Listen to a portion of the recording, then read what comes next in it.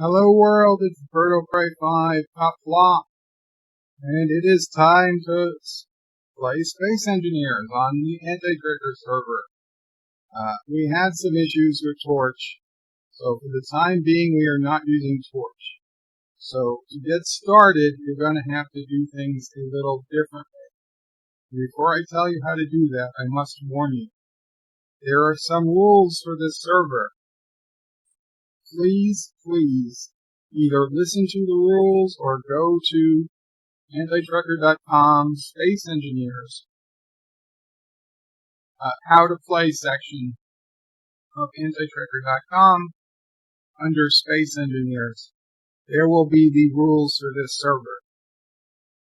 And I don't want to do this, but if I see people breaking the rules, you could be banned, you could be kicked, and most likely you will lose everything built. I don't want to have to do it, but it's the only thing I can do to deter people from breaking the rules and encourage people to take 5 minutes and just read through them. And I will go through the rules in this video for those who prefer not to read. But to start off with, this is how you would connect to the game for the time being. First, you start Space Engineers. Now, I assume Steam is already running on your computer. So then, on Windows, it's Alt-Tab, but whatever it is on your system, you're going to switch over to Steam. You're going to go to your friends list. You're going to view friends list. Now, this assumes you've already become friends with the anti-server, which if you haven't, you should do that now, and I'm going to put the link in the video description and on antitrucker.com. Again, if you become friends with anti-server, that will give you access to the game. And if you're not approved within a few minutes, please contact me or Anti-Tracker, and we can go ahead and approve you. So where did Anti-Server go while I was sitting here talking? There. So right-clicking on Anti-Server, right? It might not always be at the top, and you're going to choose Join Game. Now you already had the game open. So after that, you switch back to Space Engineers, and you see the game is in fact loading. Just wait a minute for it to load. Okay, you have the message of the day.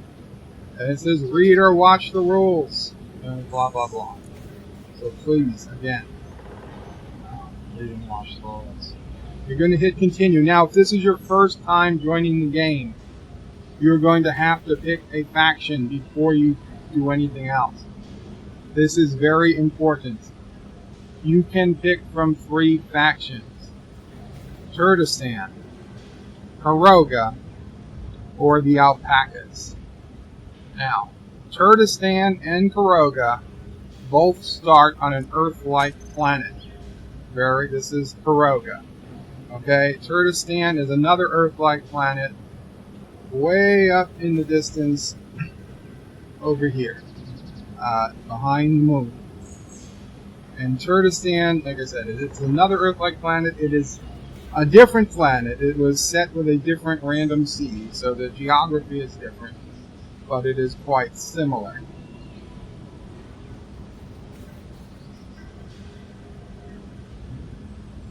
The moon, okay, Kurdistan is 1,600 kilometers, 1,650 kilometers away from Karoga, and the moon is approximately halfway between the two.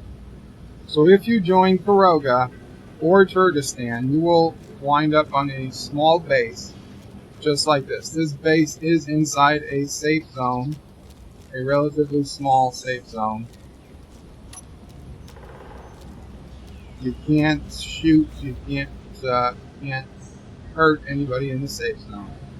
And it has a very basic starting base on the Earth planet. You've got some wind turbines, a basic assembler, a basic refinery, an H2O2 generator, a survival kit, and a cargo container, a small cargo container, The small cargo container has some basic stuff to get you started.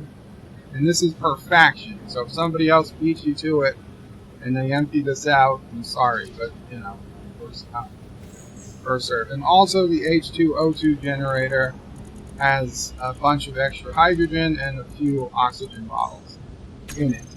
The moon base for the alpacas is nearly identical, except that instead of wind turbines, it's a series of batteries and solar panels. And it has the same stuff, but it has more hydrogen and oxygen, well, more oxygen. And instead of a planet landing pod, you've got 2 moon rovers to get you started. So if you join Kuroga, and I hope you do, Kurogan's goal is to fight against the turds, and are basically to eliminate Turdistan from existence, or at least have them surrender to Kurogan's superiority. If you become a turd, for whatever reason, you will spawn in a base just like this, but in turd green, and you will be looking at Kuroga from across the solar system, and your goal, of course, is to destroy Kuroga at all costs. However, the third faction you can join is the alpaca faction. The alpacas live on the moon. They're moon alpacas. Now, the alpaca faction has a different goal. It is not to destroy Kuroga or Turdistan.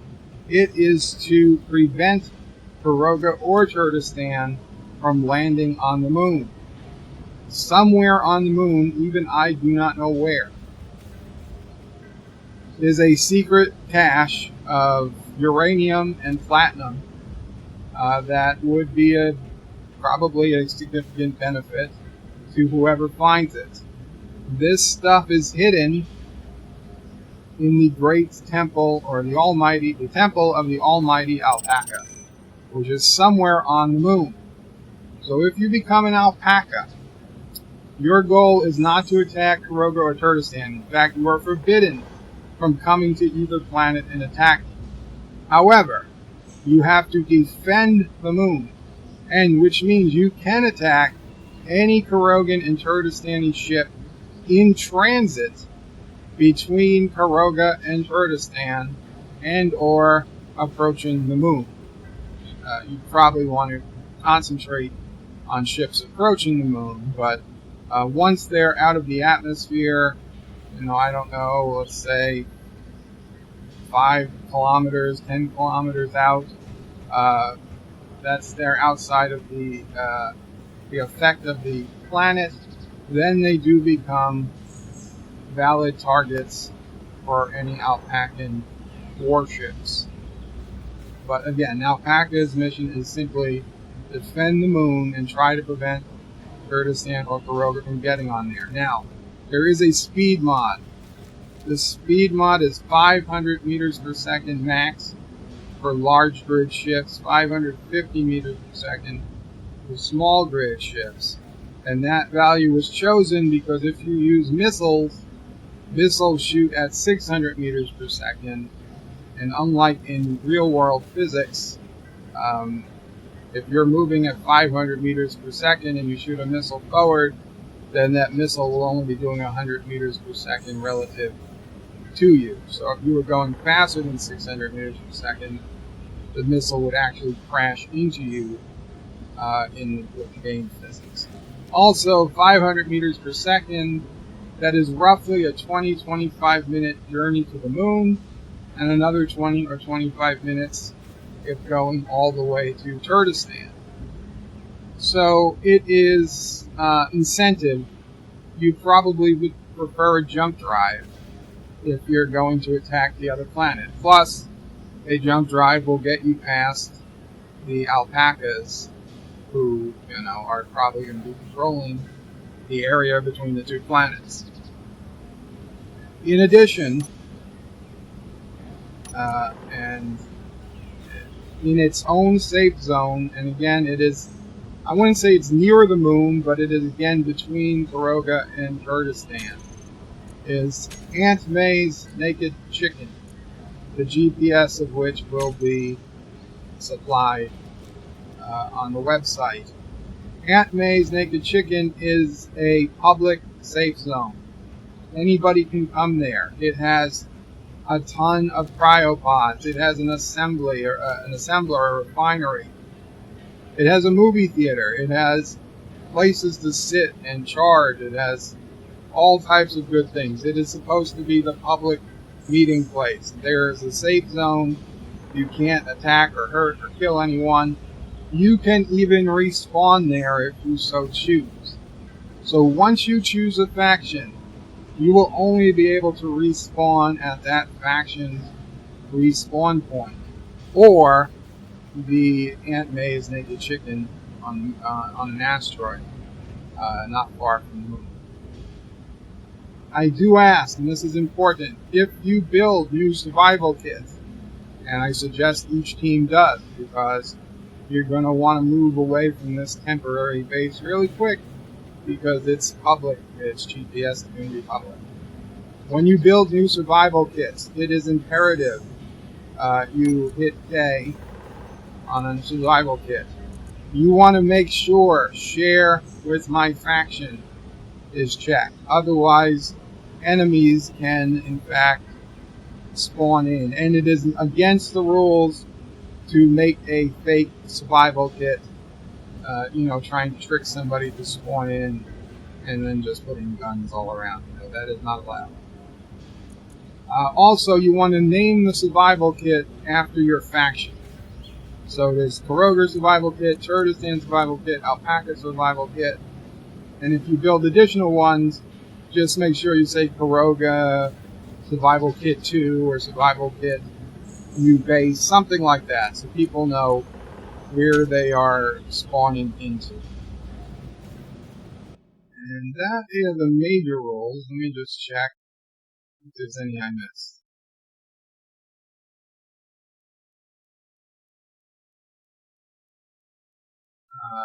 Kurdistan and Karoga are Earth-like planets, max size Earth-like planets. The moon, I believe, is 40 kilometers or so in diameter. Survival kits, we went over that. Okay, yes, there are safe zones at each of the three starting bases, Karoga, Kurdistan, and Alpaca, and also a safe zone at the restaurant. The safe zone at the restaurant encompasses the entire asteroid. It is a pretty big safe zone. Yes, the prize on the moon. That is a good intermediate goal before destroying the other team, but it's not necessary. If you decide you don't want to worry about the moon and just attack the other side, you can do that. I won't recommend it, but it's possible. And yes, alpacas can attack ships in transit or ships approaching the moon. Try to lay off ships. Now, ships that go into the safe zone of the restaurant, they can't be attacked, obviously, because they're in the safe zone. There's no way to know for sure if the ship is going to the restaurant, so I'm not going to say don't attack ships on their way to the restaurant, but if for some way you know where they're going and you cannot attack them, that would be best, but I have no way of enforcing that.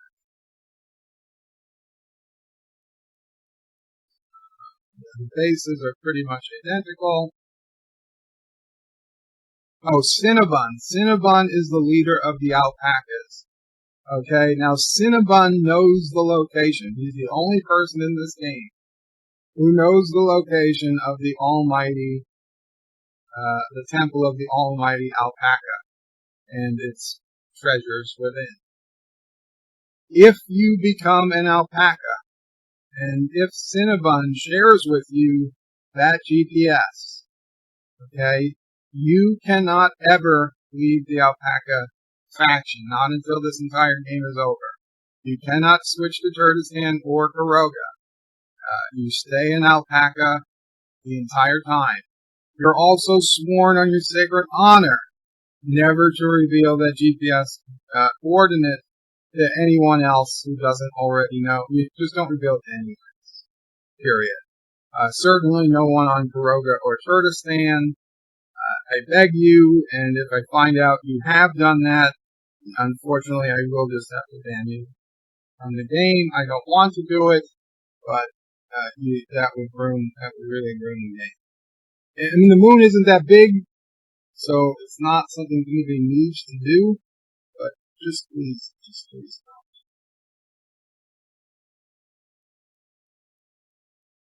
Right. And also, I don't want to see people switching sides a lot. I saw in the last game 2 people become Karogans, then became Turkestanis, and then switch to another faction, the neutral faction.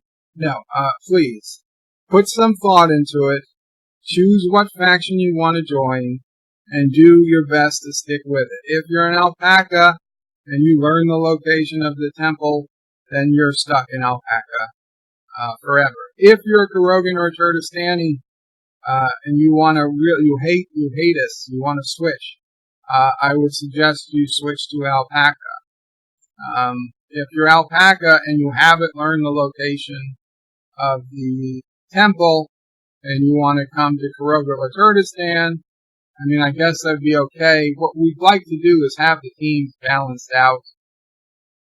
So if we see, Karoga has 5 people and Kurdistan has 2 people and the alpacas have 7, we may ask if somebody who hasn't gotten the GPS to come on over to Kurdistan in that example. It's voluntary. If you don't want to, you don't have to, but we might ask. That would really be the only way we'd ask people to switch factions. Otherwise, we really hope everybody will stick with the faction they choose because, secret bases get made, and you just don't want that info getting into enemy hands and divided loyalties, all that stuff. So with that, I hope you enjoy the game. Again, any updates, it's going to be at antitracker.com in the Space Engineers section under either how to play or any, if there's other topics made, then you can check those other topics. But that's where the most of the info will be, and I hope to see you guys in the game, as does Anti-Tracker. Qapla, and take care.